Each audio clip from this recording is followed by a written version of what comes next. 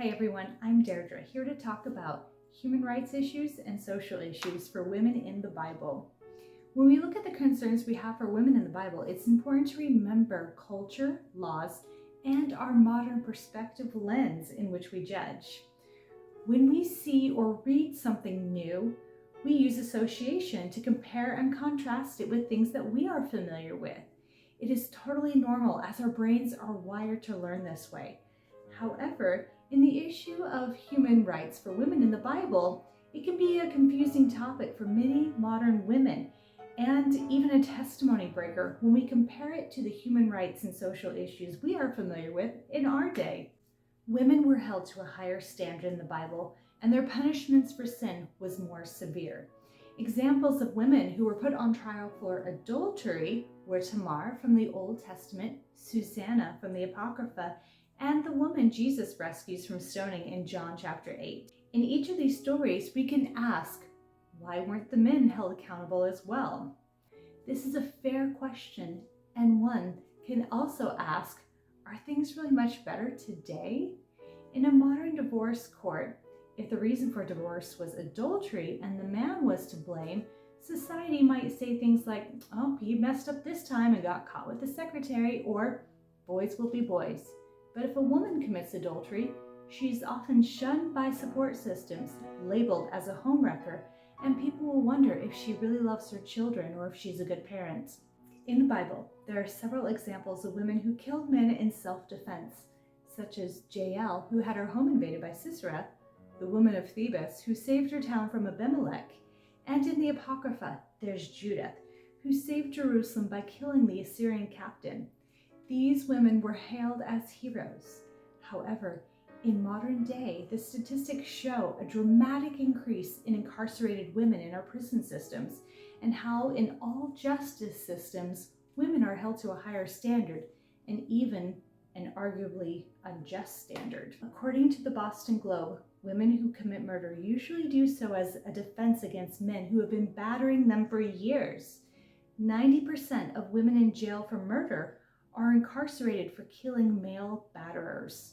So back then the law was thou shalt not kill, but it's okay to kill in self-defense. Today the American justice system recognizes killing in self-defense as a right to protect herself from harm, but then they put her in jail for it? Two of the hot topics in the Bible regarding women's rights is the example of Abraham and Sarah's handmaid Hagar, and Jacob and the handmaids Zilpah and Bilhah. Many modern day women look at these ancient women with pity and wonder what rights they had and if they were forced into pregnancy. In each of these situations, the handmaid did not belong to the husband but to the wife, and it was the wife's decision to allow the handmaid to be a surrogate mother. We have those today, right? Surrogate mothers? Those children then would belong to the wife, and in many cases, the birth mother did not name the child, but the woman who was adopting the child as her own. Those children received the same blessings and status as those born to the primary wives. In the Bible, the marriage customs and family value systems were different than they are today. These customs allowed for a man to have more than one wife, as well as secondary wives such as concubines, in order to increase his lineage and strengthen his house. Modern day readers might view this as sex slavery, but that's not how they saw it. According to the Jewish Women's Archive, a woman establishes her worth as a wife through her ability to increase her husband's lineage. Her prestige is determined by her reproductive capabilities. As modern day people, we might look at this historical family norm and think how strange this is and how we, with our modern day values, might feel in this situation. However, if it was switched and they were looking at us in our modern day culture, some of their thoughts and horrors might include things that women do to their bodies to try to feel more valued by society or loved by her husband. Couples who deliberately choose to raise pets as children and not have offspring of their own. The horrible divorce rate that tears families apart. Parents who refuse to take care of their spouse or children, and the multiple partners people have with no intention on marrying them or taking care of them. On the other hand, the patriarchs of the Old Testament made sure that all their intimate partners had lifelong care, rights, and protection, and that their children were taken care of. Back then, the number one cause of death for a pregnant woman was childbirth. And it might be easy for us to judge them and ask, why didn't they wash their hands? Why didn't they provide better maternal care for women? It's safe to assume that the women and the midwives were doing the best that they could with what they had. However, according to WebMD, in our modern day, the number one cause of death for a pregnant woman is homicide, most likely killed by the man who impregnated her. And back then, while they were making babies as fast as they could to increase their lineage, today, the number one cause of death for babies is abortion. Think of how confusing this might be for someone living 1,000 years from now or 1,000 years ago looking at our day.